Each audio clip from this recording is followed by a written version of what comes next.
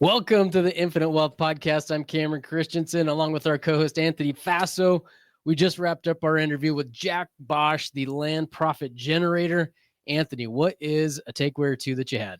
Matt, well, there's a lot of stuff here, but what I really like, we didn't dive too much into his story, and I kind of wanted to. Like, he moved here from Germany. Yeah. And just built this amazing business, which again, just as inspiring, and be thankful for some of the great opportunities that we have in this country.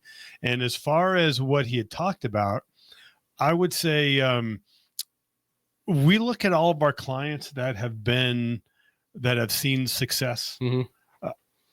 Land flipping is definitely one of them. It's one that we have seen land flipping literally change people's lives. Yeah. And this is an opportunity here with Jack. And he has a different, we've had some land flippers on here before, but his concept or process is a little different. So I know you're going to enjoy his process. You know what, Cameron, he said one thing I thought was very interesting, and it didn't have anything to do with land flipping per se. But he had said the asset class doesn't matter. You got to find an asset class that works for you and then get laser focused and get dialed in. I mean, so there's a lot of different asset classes and they all have their pros and cons, but I think that land flipping is one that at a minimum you should at least evaluate. And whatever, because I got to imagine there's a lot of people on this podcast, and even for me, like, well, land flipping sounds cool. The slow flip sounds cool. Turnkey, like, everything sounds cool. And then we get a little bit spread, and then you know what? We don't take action.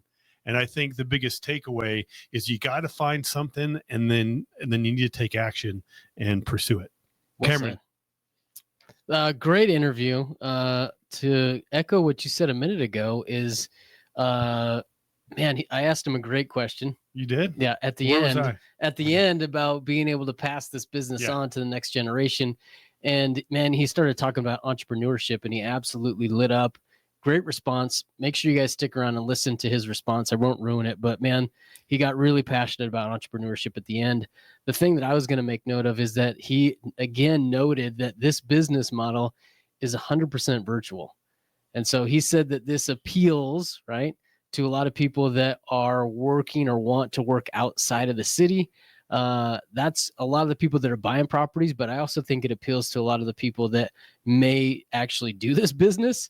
Right? Is, man, I want to live outside the city. I would love to do something where I can control my income. And this is a great business model to consider for all the reasons that we talk about today. So, guys, we just interviewed Jack Bosch, real estate investor, financial expert, best-selling author who turned his journey from arriving in the U.S. with 2 suitcases into a multi-million-dollar land business. Originally from Germany, he and his wife, Michelle, have flipped over 5,000 properties, and they developed the Forever Cash model, helping over 1,000 people build wealth through their educational programs. Jack's been featured on top real estate podcasts and is the host of the Jack Bosch Show with experts in land flipping, seller financing, and multifamily investing. He's built a following over 300,000 on social media. Hope you guys enjoy this episode. Take care. If you're an investor or want to be an investor and you're looking to create passive income that exceeds your monthly expenses, then this is the podcast for you. Here on the Infinite Wealth Podcast, we combine the philosophies of Robert Kiyosaki's Rich Dad Poor Dad, along with Nelson Nash's infinite banking concept. Welcome to the Infinite Wealth Podcast. I'm Cameron Christensen, along with our co-host Anthony Faso. And guys, today I'm excited because we have the creator of the land profit generator, Jack Bosch, joining us. Jack, welcome. Thank you very much for having me. I'm excited to be here. I'm excited too, man. I'm excited to hear your story and kind of this empire that you've been able to build. I was going to start off with Jack, if you could tell us, is there a turning point in your journey in which you realized that land flipping was the future for you? Well, the turning point was when I flipped my first piece of land, because it didn't happen purposefully. I'm from Germany. I have a big accent. I sound like Arnold. I didn't have any real estate experience whatsoever. And so it took us 3 years. When I say us, I mean my wife and I were married going on 24 years next month. And and we're dating a few years before. So we started this business 24 years ago. Like about half a year into our marriage, we basically got our first deal. No, about a year into our marriage, we got our first deal. So we basically 24 years into this business. But for 3 years, we tried to be successful in real estate, and we tried all the classic stuff like the house wholesaling, and we've tax lien investing, tax deed investing. We failed at everything. But then the land deal actually worked. We got our first deal under contract. It was a cheap piece of land worth about 8 to 10 grand. We got it for $400 and sold it to the neighbor for $4,000 that same day. And we're like, okay, there is something here. And the thing is, I still knew nothing about real estate. I still knew nothing about 2x4s and drywall and all this kind of stuff that has to do with land, real estate. So I was like, okay, if I can have a full-time job, traveling 100%, but at the same time, I can make more in a piece of land than I make in a month in my job. There's something to this. Let's do this. Let's go full in. And after 2 weeks later, we got another deal, made like $10,000. A few weeks later, we got a portfolio of something like 25 deals from one lady for $3,000. And we're like, okay, let's put the blinders on. Let's forget about any other real estate. That's it. So that's the answer. And for the next 6 years, we did not pay attention to anything outside of that. And we just, a few months later, we quit our jobs. The American green card had arrived, and we just went full in. But so the pivot point is when finally the struggle of real estate was over and we had found something that actually worked again and again and again, we very quickly decided to go full in on it. Well, Jack, a lot of times people hear about real estate, of what a great asset class it is. And typically that's what they're looking for, to create that passive income, to be more than their monthly expenses. And so a lot of people are looking at long-term real estate, short-term real estate. Why should they be looking at land, at flipping land? So I even wrote a book about that concept, and I published 2013. It's currently out of print, but we sometimes send it out to people for free as a PDF version. But the book is called Forever Cash, and the principle behind it is very simply that there is. It doesn't matter the asset class that you're in. What matters is what it does for you. Like, you can be in the garbage disposal service, which, by the way, apparently is a very profitable business.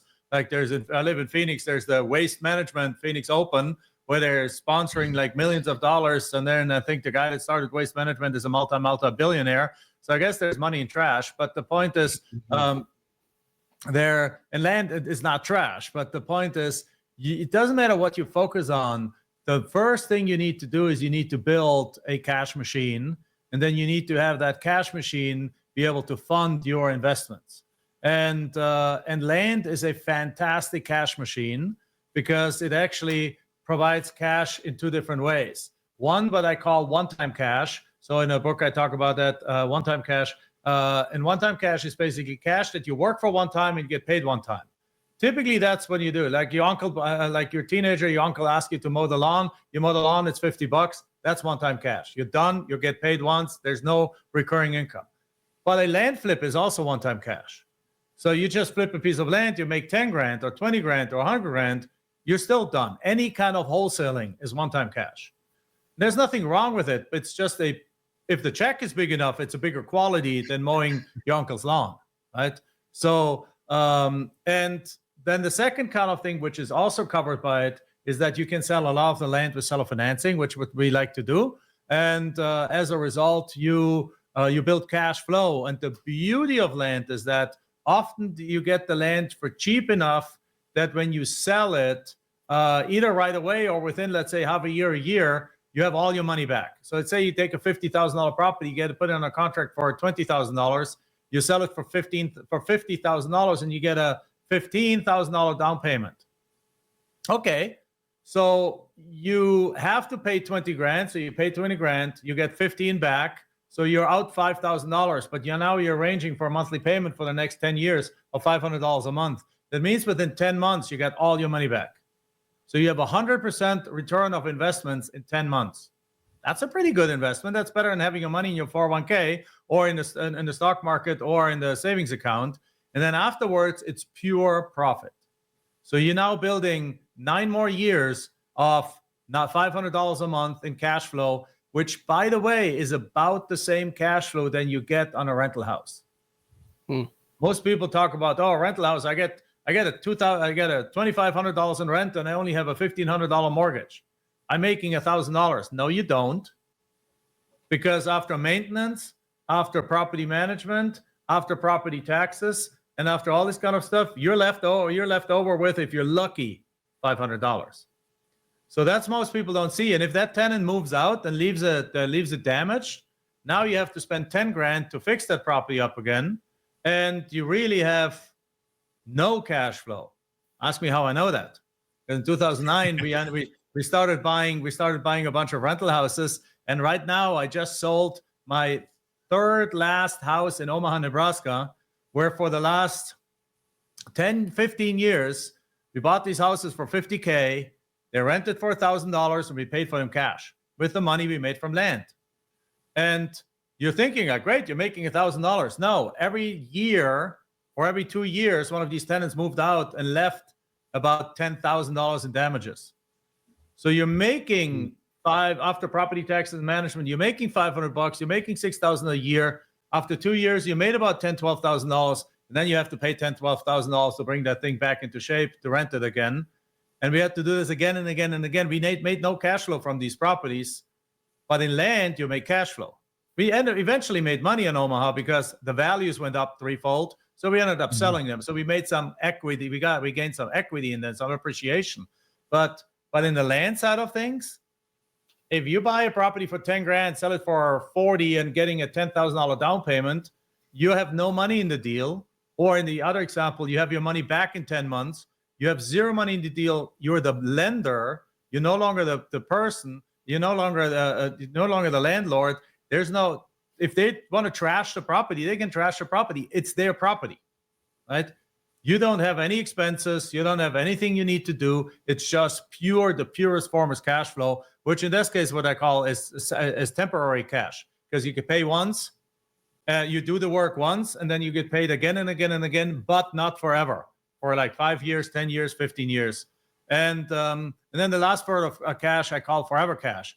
And what we have done over the last 20 plus years, we have taken all the cash from wholesaling, one-time cash, and the cash flow from seller financing, and taken that and rolled that over into forever cash. So we own apartment complexes, we own commercial properties, we own rental properties, we own the business investments, all kind of different things from that. So if I don't want to do land flipping anymore ever, I can stop it tomorrow. And I built a really nice cash flow stream over here of funds that come in forever.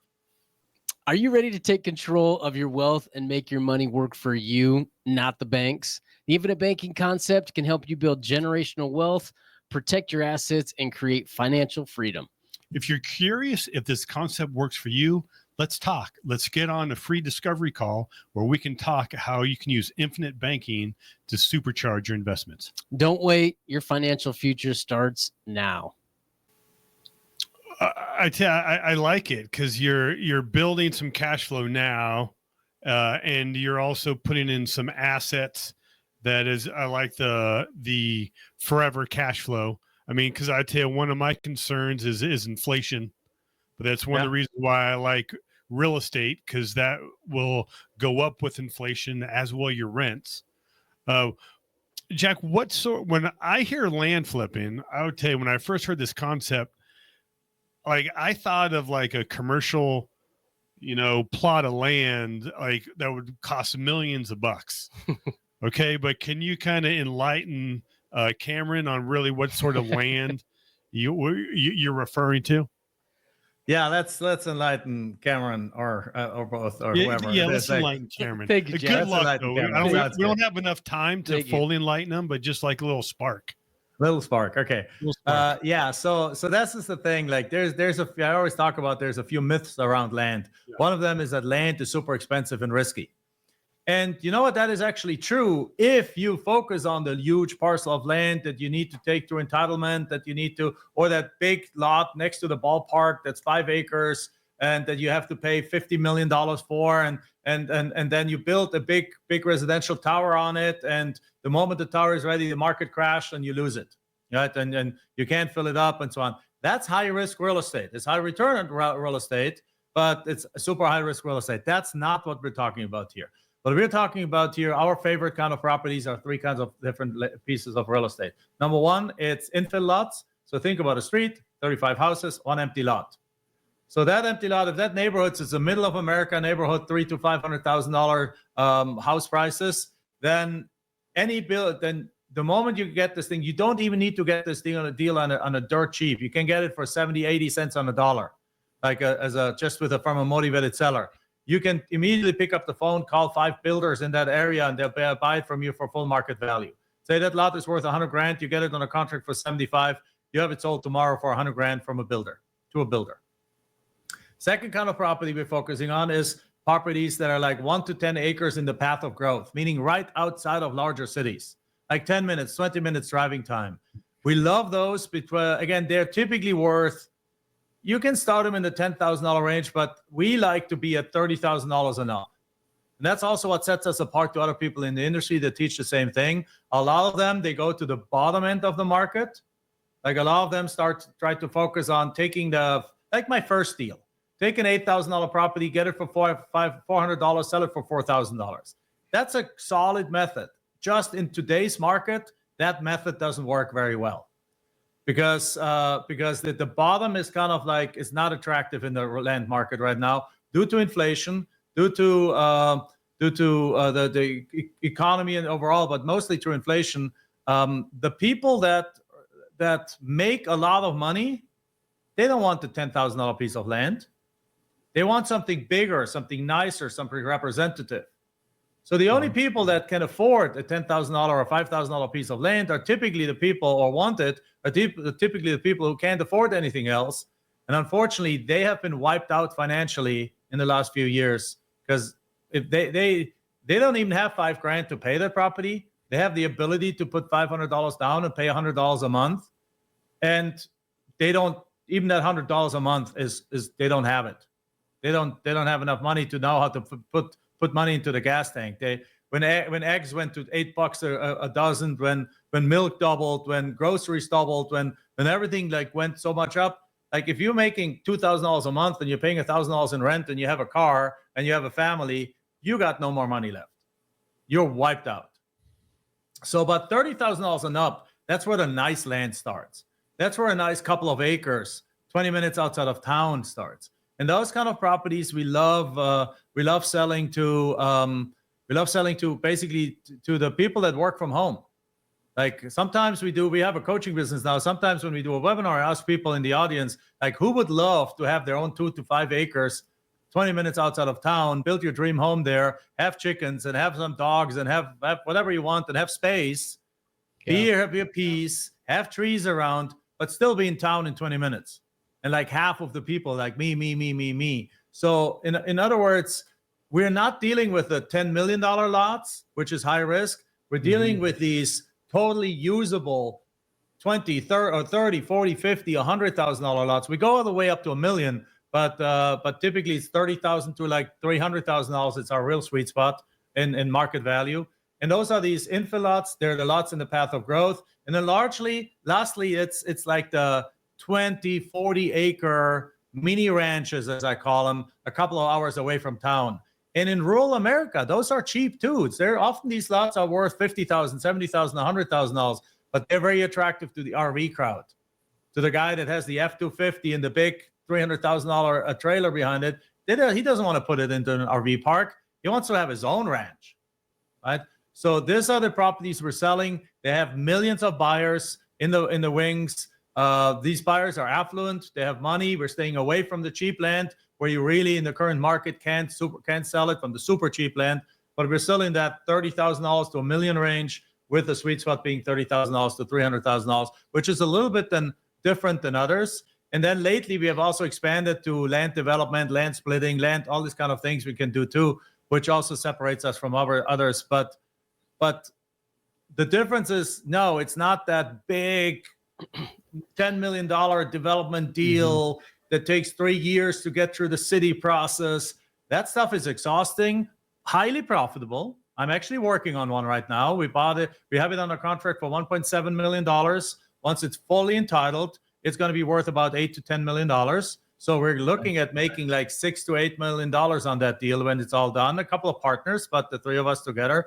But you can do this. As the beauty of land, that it encompasses everything.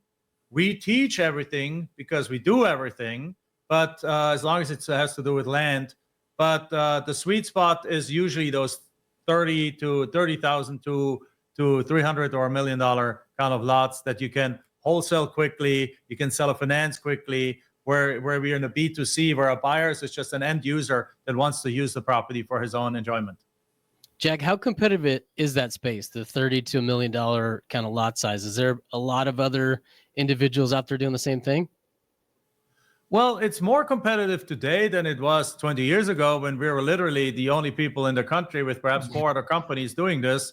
But compared to the house world, it is still, I walk into any kind of meetup or Real Estate Investors Association meeting or so, there's 100 people and I'm the only person doing land. Yeah. So from a competitive point of view, it's probably 100 to 1. So house wholesaling and house flipping is like 100 times more competitive than land flipping. With that said, do you come across others? Absolutely. I'm not going to tell you that you don't. Yes, you do come across others that also deals you do. But it's not like today, I probably got 10 text messages on the 15 rental houses that I own. Like I get text messages all day long. You want to sell this property in this road, and this road, and this road, and so on. And I was like, stop, try to opt out. But by tomorrow, another 20 people have my phone number and start texting me or skip trace me. That just doesn't happen. Like I own over 200 pieces of land right now. I might get 10 letters a month on those. So it's nothing compared to the other side. It's really still a ground floor opportunity with lots of opportunity, with a little more competition than 20 years ago, but still extremely lower than the house world. Jack, you mind walking us through like a deal, maybe like from the beginning, or you're evaluating it, buying it, and then selling it, so we can kind of get an idea of some of the numbers? So the first thing you want to select where you want to do this in the country, because the beauty of land flipping is that it's literally virtual. Like I just heard from one of our coaching students that started a couple of months ago that he is in Germany and he's doing this in the United States. And in the last couple of months, he gotten 14 deals under contract from Germany. He hasn't been in the US in the last couple of months. So it's 100% virtual. You select an area, as I said, like you focus on these three, either an infill lot or just outside of a larger growing metropolitan area or an attractive rural area where we're within a couple of hour driving distance from a bigger metropolitan area, because your buyer is going to be the people living in the city that want to break out for the weekend. And once you select that, you get a list. There's data services today that you can get lists from. We have a software. We have a full-blown CRM system, A to Z for our customers, that you can select the records, download them right to your system, and then it's integrated with a mailing house. You can do, and you can then either do direct mail. You can hire a cold calling service, or you can even hire a texting service to do it for you. Those are usually our 3 preferred ways of getting a hold of these sellers. And then the way you get a hold of them is one of the 2 ways. You can either send them a friendly letter and ask them to contact you if they're interested in selling.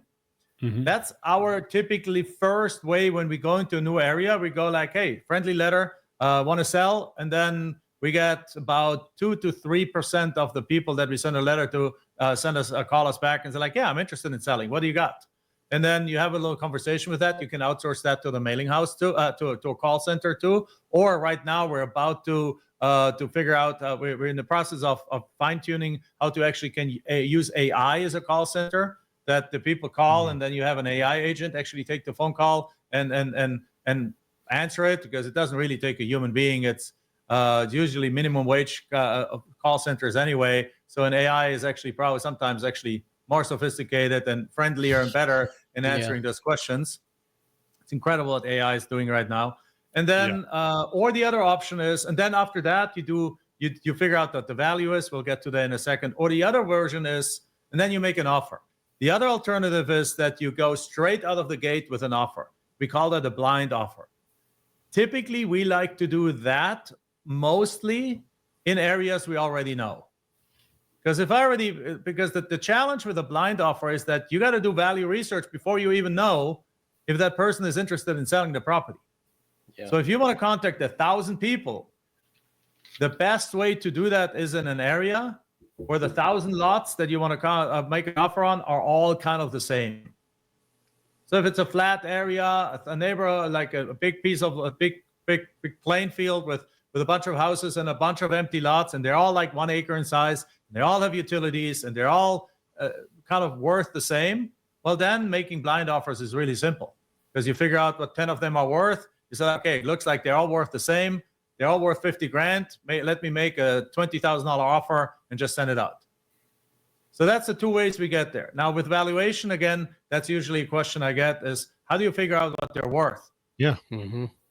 Well, up until about 8 years ago, the answer was it wasn't easy. But since then, it's actually pretty easy, because you go to Zillow and sold properties are sold sold comparables are everywhere. You do this exact same thing that you would do for a house. You go on Zillow, Trulia, Redfin, all those different websites. You look and you pinpoint your property. Usually that's easy because the county website has a geographical information system, shows you exactly where the property is, gives you the crossroads. So you put the land sometimes doesn't have an address. That makes it just a tad harder, because you can't just put in 123 Main Street, because the lot is the lot next to 123 Main Street.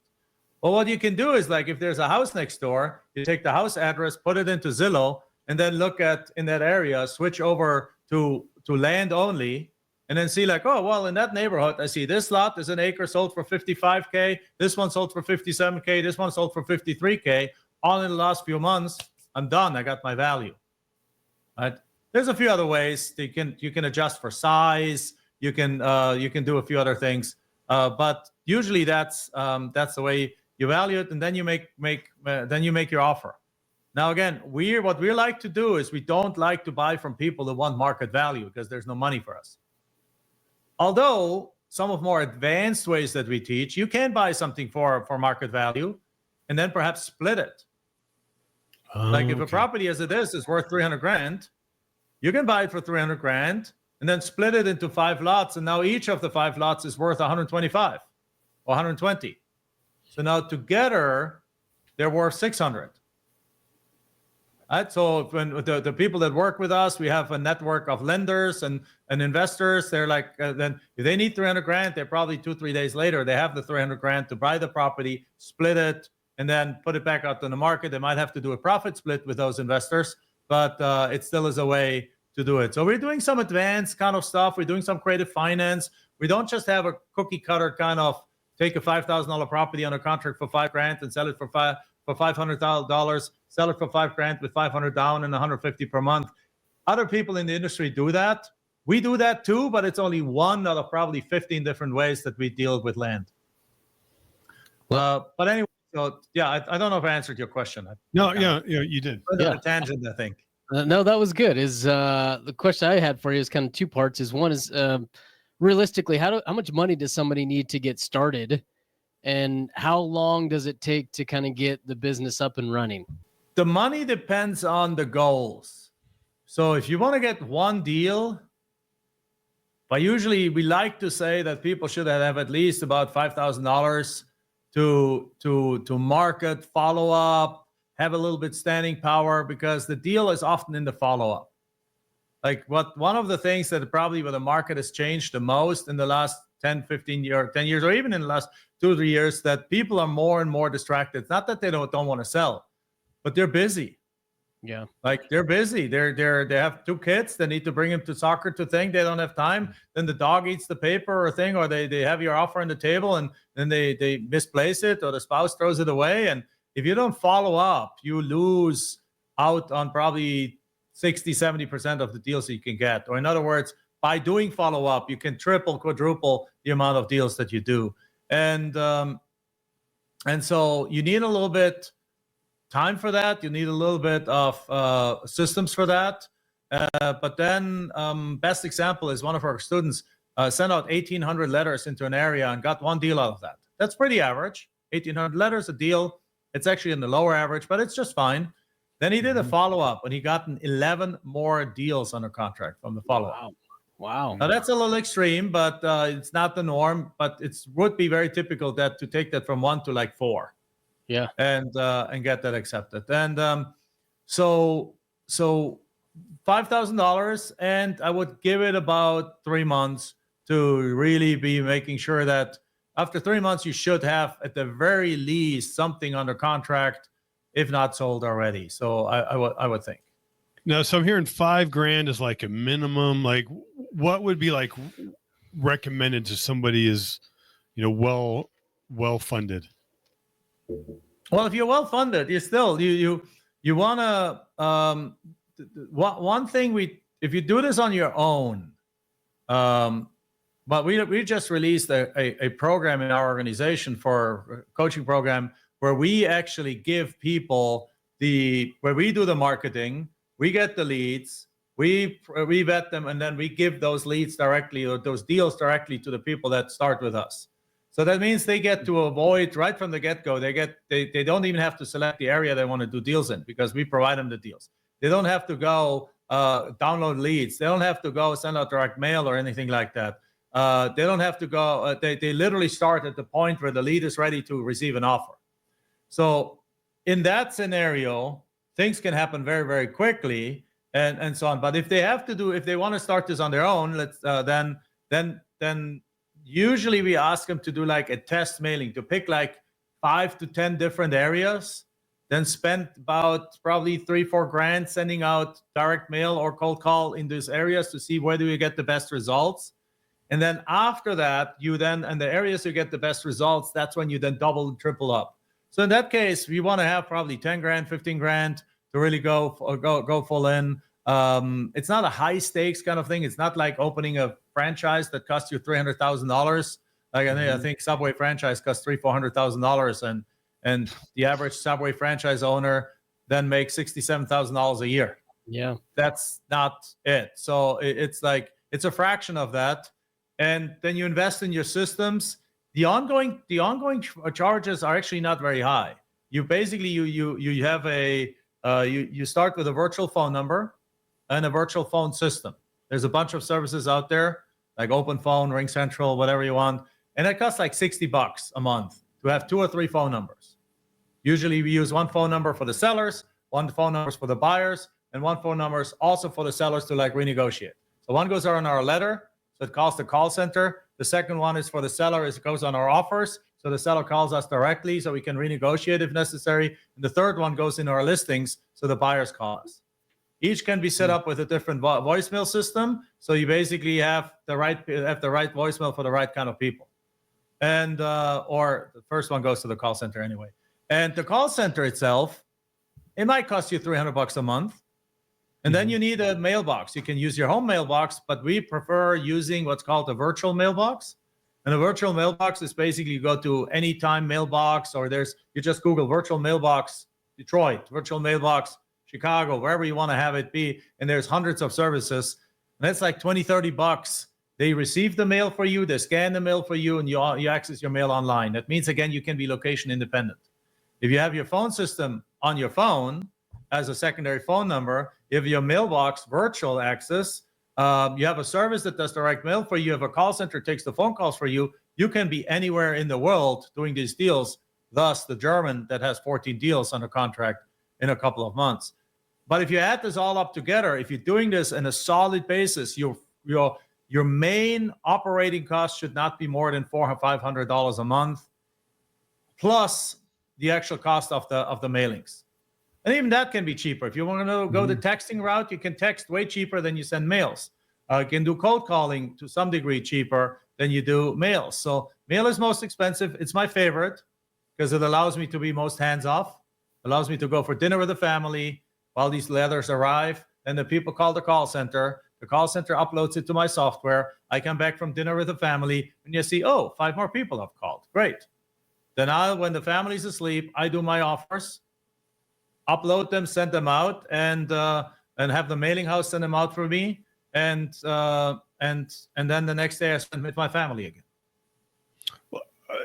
Great. Thanks for sharing that information. Yeah. If someone wanted to get started doing this, what's a realistic time commitment for them to be successful? Yeah. So our most successful student started January 1st, 2024 and finished December 31st, 2024 with $1.1 million in profits. That's the most somebody has done. He quit his job before he started and went full in. And he probably spent 30, 40 hours a week on this business right from the get-go, building out systems and things like that.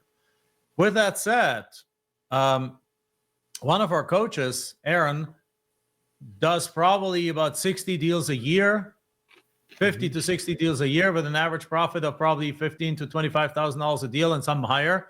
Let's say 20,000. So basically roughly pulls in $1 million on 10 hours a week. So the thing is, the question at the beginning, you got to have a little bit of a learning curve. Mm-hmm. But 90% of the people that work with us do this part-time. They have a full-time job. So we always like to say, if you can carve out 10 hours a week, you can get this off the ground. You can get your first few deals, particularly if you also leverage on the selling side, what we call the Michael Jordans of realtors, because there's a lot of bad realtors out there that don't have the first clue how to sell land because they're trained for houses, not for land. Yeah. So they're not bad realtors. They're just bad land realtors. They take your piece of land on, but they don't know the first thing how to sell it. And so they create an ugly listing, are not responsive. No, you got to find the top realtors that specialize on land. And if you hire those, they have those properties sold and usually very, very quickly. And it's hands off on the selling side. So if you then put some automation systems this on the front end, the selling side is taken care of a realtor, 10 hours can really get you far. Like Jonna, one of our coaches, she was a university, working in the university world as an associate professor, PhD and everything. And she had about 10 hours a week. And in 6 months, she did 25 deals. Then she quit her job. And so from then on, most of the people that do this full time probably then ongoing spend about 20 to 30 hours a week running a multi six-figure land business from home, basically 5 hours a day. Jack, what you've shared with us is pretty awesome. I love the story about the guy that generated over $1 million this first year. One of the benefits of going out there and partnering or pairing up with somebody like yourself is being able to go fast. Like what kind of resources are available to somebody if they're out there listening and like, man, this sounds like a good idea, but maybe I'll try it on my own first, right? What resources are available through you guys? Oh, we have everything. I mean, we have everything starting from a home study course that gives you everything, documents, you name it, and for less than $1,000, all the way to one-on-one apprenticeship style partnership coaching with a coach where you do the first 3 deals, literally every task together with a master coach, and you're getting one-on-one support and one-on-one training and one-on-one coaching for a full year. This is all of this exists. But if somebody just wants to learn how to do this, I have on my YouTube channel under Jack Bosch, for example, is my YouTube channel. There's a thing that's called the 7 days of land flipping or so, where there's where there's seven short videos that just give you an overview about that. There's again the home study course. There's those kind of things that there's free resources and paid resources that people can use. There's also a free blueprint that people can download, which actually is like a 30-page detailed PDF that shows you exactly how to structure this and how to set this up. Do you mind if I give out the link for that? No, please do. Yeah, it's under Land Profit Fun, like having fun, FUN, landprofitfun.com. You get to the 30-day blueprint. You can download that thing, and then sometimes we do like multi-day free training classes and all kinds of stuff. We're like on a mission to create 10,000 millionaires out there. So we're putting this out there everywhere because it still is a ground floor opportunity. There's obviously more people than when we started, but as I mentioned earlier, the competition is like 1 to 100 to compare to the land business. to the house flipping business. Jack, a lot of I think this is going to connect with a lot of our listeners. Is our listeners are out there looking to create a business that is able to produce passive income, but also they're looking for a business model that they can pass on to their kids. Is this business model something that is able to be passed on that the kids would even want? Yes, it is absolutely can be passed on. As a matter of fact, we see something interesting happens, particularly for those who want to start a business. Like being an entrepreneur is one of the hardest things you can ever do, right? You guys know that. You guys are entrepreneurs. But once you find the right angle to it, like you asked me at the beginning, when did I decide to go fall in and land? I struggled. I struggled for 3 years, and it was an emotional roller coaster. Like we tried freaking everything. We got a triplex under contract as a wholesale deal. We did driving for dollars, looking around for properties with the weeds that tall, and couldn't find any. And then finally found one. Contacted the owner. He allowed us to put it under contract for $45,000, and we marketed it up for by only $5,000 to sell it. And nobody would buy it because we did everything wrong, estimated all repairs, everything wrong. Failed. Tried the next thing, failed. Tried the next thing, failed. And finally, we found something we could wrap our arms around it. And through that process, we truly became different people. Like that inner growth process that entrepreneurship brings you through is really a marvelous kind of thing. It's like the best growth tool you can find in the world is become an entrepreneur. Because you got to be forced to grow. And so what we are seeing happening, sorry, it's a long answer to a short question here, but what we're seeing happening, what we're seeing happening is that when grown adults in their 40s, 50s, 60s, sometimes even 70s start this land flipping business, their kids who don't pay attention, they want to go off a completely different area, all of a sudden, within 6 months, they're like knocking on the doors like, Dad, Mom, what's going on over here? What's happening? You guys are showing up to life completely different. You guys are behaving different. You all of a sudden have money in the pocket. You're having more confidence. You're more certain about yourself. You're like, you're different people. What is it? I want some of that. And then all of a sudden, families are getting together, and the second generation starts learning from the parents and starts taking, and it becomes family business. We have dozens of people where adult children are with their adult parents now co-running their businesses. And then when the parents want to stop, the kids continue it. So that's one way. The other way is that, again, if you have young kids, you just become a role model. Like my 17-year-old daughter last year did her first land deal because she's seen us being in the land business, doing land deals. And at some point of time, it's like, Mom and Dad, do you think I could do a land deal? We're like, yeah, absolutely. It's like, well, I would like to. So I tried teaching her, but you know how that goes. Parents and teachers, that never works the same. So we basically plugged into our own coaching program, gave her a coach, and she went through the process, and she flipped her first property and made for $35,000 on that deal. Good for her. So, oh yeah, man. Love it. Yeah. So, and actually, it's a seller financing deal. So she bought it for $6,000, sold it for $40,000 with a $15,000 down payment. So the down payment is enough to pay the seller, to pay the realtor, put $5,000 in her pocket, and the remaining $25,000 are now coming in at $500 a month for the next 8 years.